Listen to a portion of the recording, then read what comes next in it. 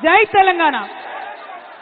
ఇవాళ తెలంగాణ జాగృతి ఆధ్వర్యంలో గౌరవనీయులు అపర భగీరథుడు, తెలంగాణ యోధుడు, పెద్దలు, తెలంగాణ ఉద్యమ నాయకులు, తెలంగాణ రాష్ట్ర తొలి ముఖ్యమంత్రి కేసీఆర్ గారికి రాజకీయ దురుద్దేశంతోని కాళేశ్వరం కమిషన్ పేరుతోని నోటీసులు ఇవ్వడాన్ని నిరసిస్తూ ఇక్కడ చేపట్టినటువంటి ధర్నాకు ఇంత పెద్ద ఎత్తున హాజరైనటువంటి తెలంగాణ వాదులందరికీ కూడా ఉద్యమాభివందనాలు తెలియజేస్తా ఉన్నాను. తెలంగాణ జాగృతి నుండి మరి ధర్నా చేస్తామని ప్రభుత్వానికి మేము రిక్వెస్ట్ చేసినాం. పోలీసు వాళ్ళు పర్మిషన్ ఇచ్చిండ్రు. కానీ అయినా మరి ఎందుకంత భయమో వెనుక కూర్చుంటున్నటువంటి ఆడబిడ్డల్ని కూడా పోలీసు వాళ్ళు డిస్టర్బ్ చేయడం అవసరం లేదు. దయచేసి కోఆపరేట్ చేయండి. విత్ పర్మిషన్ చేస్తున్నాం ధర్నా, మేము ఉట్టిగా చేస్తలేము. రెండవది, జిల్లాల నుండి వచ్చేటటువంటి మా నాయకుల్ని మీరు బైండ్ ఓవర్ కావాలని చెప్పి బలవంతంగా పోలీస్ స్టేషన్లకు తీసుకెళ్లడం, మంచిర్యాల్ మా పెద్దపల్లి జిల్లా అధ్యక్షుని, అట్లానే మా కందుల ప్రశాంత్ని, ఇట్లాంటి వాళ్ళందరినీ మంచిర్యాల రామగుండ జిల్లాల్లో మరి బైండ్ ఓవర్ కావాలని ఫోర్స్ చేస్తున్నటువంటి కండెం సురేష్ గారిని అందరినీ కూడా అరెస్ట్ చేస్తూ ఉన్నారు. ఇది కరెక్ట్ కాదు. ప్రభుత్వం పర్మిషన్ ఇస్తే ప్రజాస్వామ్యం, ప్రజాపాలన అని చెప్పుకుంటున్నారు. మా వాయిస్ వినిపించనియాలి. అంత భయం అయితే పర్మిషన్ ఇవ్వకండి. ఎందుకోసం భయపడుతున్నారు ఇవాళ ముఖ్యమంత్రి గారు కానీ ప్రభుత్వం కానీ? ఎందుకంటే మీరు చేస్తున్నది 100% తప్పు అన్న విషయం మీకు తెలుసు. ప్రజాక్షేత్రంలో మేము మిమ్మల్ని ఎండగడతామన్న విషయం తెలుసు. అందుకే ఇవాళ చేస్తున్నటువంటి ప్రజాస్వామ్యబద్ధంగా చేస్తున్నటువంటి ధర్నాను మీరు అడ్డుకోవాలని చూస్తూ ఉన్నారు. ఊరుకునేది లేదు. మీరు మమ్మల్ని ఇక్కడ అడ్డం పడితే, హైదరాబాద్లో చేయనీయకపోతే జిల్లా జిల్లా పోతాం బిడ్డ, గల్లీ గల్లీ తిరుగుతాం. మీరు చేస్తున్నటువంటి అన్యాయాన్ని వివరించి చెప్తామని కూడా ఈ సందర్భంగా ప్రభుత్వాన్ని మేము హెచ్చరిక చేస్తూ ఉన్నాం. ఏం తప్పు చేసిరు కేసీఆర్ గారు? నీళ్ళు ఇవ్వడం ఆయన చేసినటువంటి తప్ప, నిధులు తీసుకురావడం ఆయన చేసినటువంటి తప్ప, కేసీఆర్ కిట్ ఇవ్వడం ఆయన చేసినటువంటి తప్ప, అభివృద్ధి పదంలో తెలంగాణను దేశంలో నంబర్ 1గా నిలబెట్టడం తప్ప ఏం తప్పు? ఎందుకోసం నోటీసులు ఇచ్చిరని ఇవాళ తెలంగాణ జాగృతి తరఫున, యావత్ తెలంగాణ సమాజం తరఫున నేను కాంగ్రెస్ ప్రభుత్వాన్ని ప్రశ్నిస్తా ఉన్నాను. కాళేశ్వరం ప్రాజెక్ట్ అంటే కేవలం 3 బెరాజులేనా?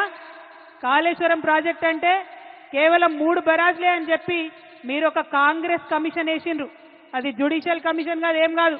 కేవలం అదొక రాజకీయ కమిషన్, కాంగ్రెస్ కమిషన్. అది 21 పంప్ హౌజ్లు ఉన్నాయి కాళేశ్వరంలో, 15 రిజర్వాయర్లు ఉన్నాయి, 200 కిలోమీటర్ల పైచిల్కు టన్నెల్లు ఉన్నాయి, 1500 కిలోమీటర్ల పైచిల్కు కాలువలు ఉన్నాయి.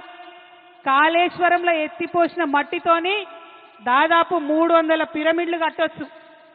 కాళేశ్వరంలో వాడినటువంటి స్టీల్తోని ఒక 100 ఐఫిల్ టవర్లు కట్టొచ్చు. కాళేశ్వరంలో పోసినటువంటి కాంక్రీట్ తోని ఒక 50 బుర్జ్ ఖలీఫాలు కట్టొచ్చు. అంత పెద్ద ప్రాజెక్టు కాళేశ్వరం. కాళేశ్వరం ప్రాజెక్టు మొత్తం కంప్లీట్ అయితే 35% తెలంగాణ భూభాగానికి సాగునీరు ఇచ్చేటటువంటి ప్రాజెక్టు కాళేశ్వరం ప్రాజెక్టు.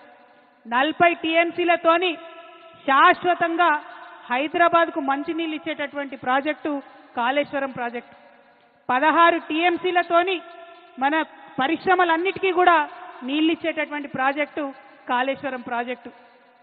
ఇన్ని ప్రయోజనాలు ఉన్న ప్రాజెక్టు, ఒక నదిని మొత్తం ఎత్తిపోసినటువంటి ప్రాజెక్టు, ఎక్కడో 90 మీటర్ల అడుగున ఉండే నీళ్లను 630 మీటర్ల పైకి ఎత్తిపోసేటటువంటి project. Multi level lift irrigation scheme, మామూలు multi level lift irrigation scheme కాదు, world's largest multi level lift irrigation scheme. నేను ఇవాళ ఛాలెంజ్ చేస్తా ఉన్నా. కేసీఆర్ కాబట్టి, గట్టి గుండె కాబట్టి, ధైర్యం ఉంది కాబట్టి ఇటువంటి ప్రాజెక్ట్ని ఆయన ఆలోచన చేయగలిగింది. ఈ కాంగ్రెస్ ప్రభుత్వం కనీసం కల కూడా కనలేదు అటువంటి ప్రాజెక్టు కట్టాలి తెలంగాణకని. ఆయన తెలంగాణ యోధుడు, నీళ్ల కోసం పుట్టినటువంటి ఉద్యమం కాబట్టి గోదావరి నదిలో నీళ్లు మన వాటా మనకు రాకపోతే తెలంగాణ ఎడారిగా మారుతుందనే విషయం కేసీఆర్ గారికి తెలుసు కాబట్టి ఇంత పెద్ద ప్రాజెక్టుకి ఆయన రూపకల్పన చేసింది.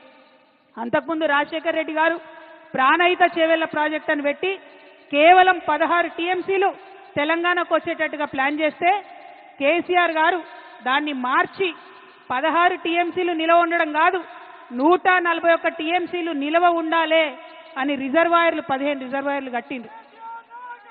నా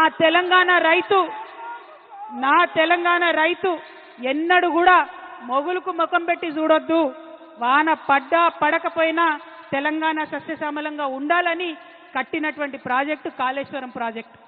మీ అందరికీ తెలుసు, ఆనాడు జలయజ్ఞం పేరుతో ధనయజ్ఞం చేస్తే మెగా కృష్ణారెడ్డి లాంటి వాళ్లకు 90% కాళేశ్వరం పనులు ఇచ్చిండ్రు. మనం తెలంగాణ తెచ్చుకున్న తర్వాత కంటిన్యూ చేసుకుంటూ పోయినాం, రీడిజైన్ చేసుకున్నాం ఆ ప్రాజెక్ట్ని.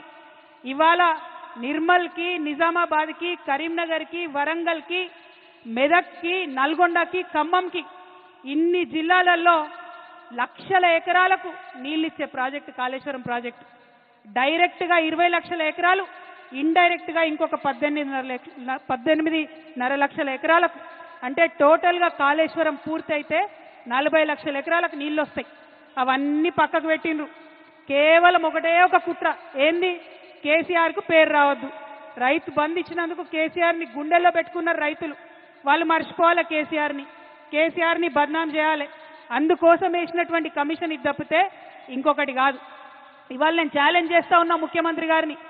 మీ గురువు గారు చంద్రబాబు నాయుడు గారు 200 టీఎంసీ గోదావరి నీళ్లు ఎత్తుకపోతా ఉంటే బనకచెర్లకు నేను తీసుకపోతా అని ఆయన బాజాప్తా కాలర్ ఎగ్రేసి చెప్తా ఉంటే ఎందుకు మీకు ధైర్యం వస్తలేదు లేఖ రాయడానికి?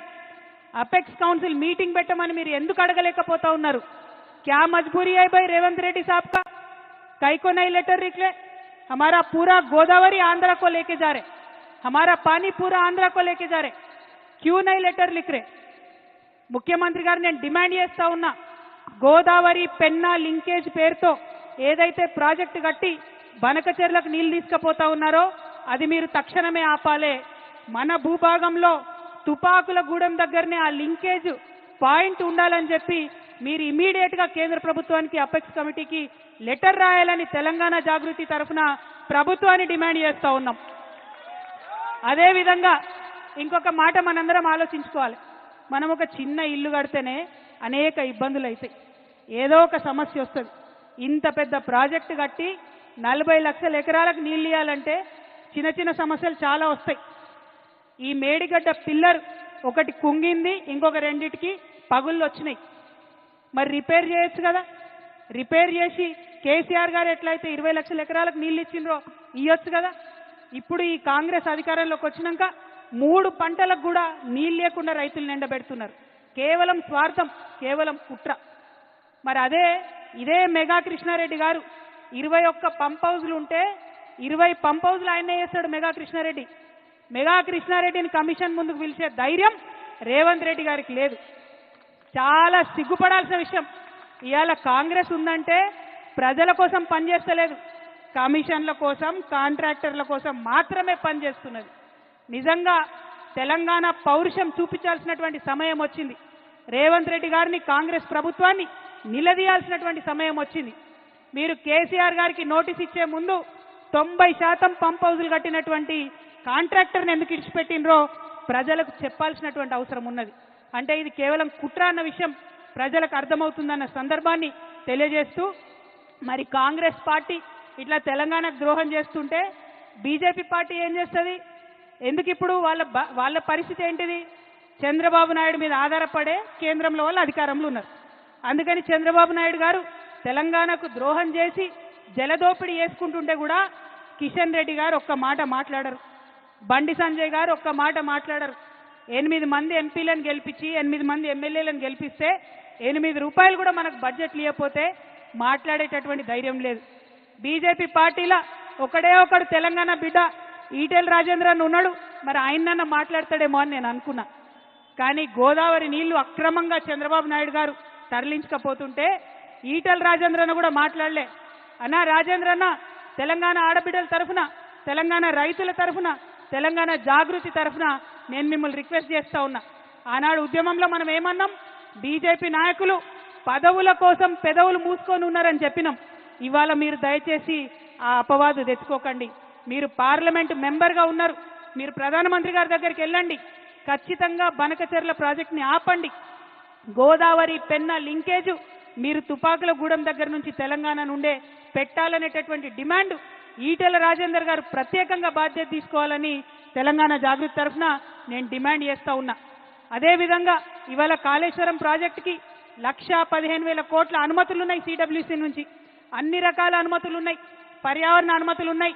ఖచ్చితంగా కాళేశ్వరానికి నేషనల్ ప్రాజెక్ట్ స్టేటస్ తీసుకొచ్చేటటువంటి బాధ్యత కూడా ఈటెల రాజేందర్ అన్న తీసుకోవాలని చెప్పి నేను ఈ సందర్భంగా డిమాండ్ చేస్తా ఉన్నా. మరి మీ అందరినీ నేను కోరేది ఒకటే, తెలంగాణ ఉద్యమం పుట్టిందే నీళ్ల కోసం, నిధుల కోసం, నియామకం కోసం. ఇవాళ నీళ్లలో అన్యాయం జరుగుతుంటే చూసుకుంటూ ఊరుకునేదే లేదు.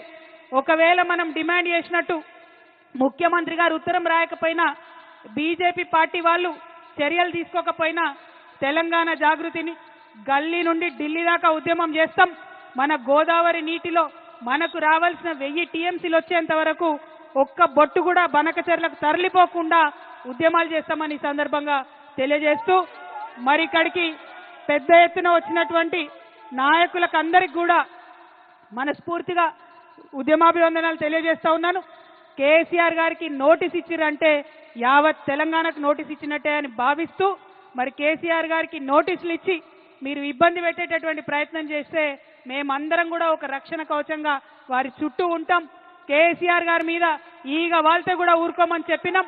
ఖచ్చితంగా అదే పదునైనటువంటి స్వరం వినిపిస్తామని ఈ సందర్భంగా తెలియజేస్తూ, మరి నీళ్ళిచ్చిన కేసీఆర్కి నోటీసులు ఇవ్వడం అంటే నిజంగా సిగ్గుపడాల్సినటువంటి సందర్భం.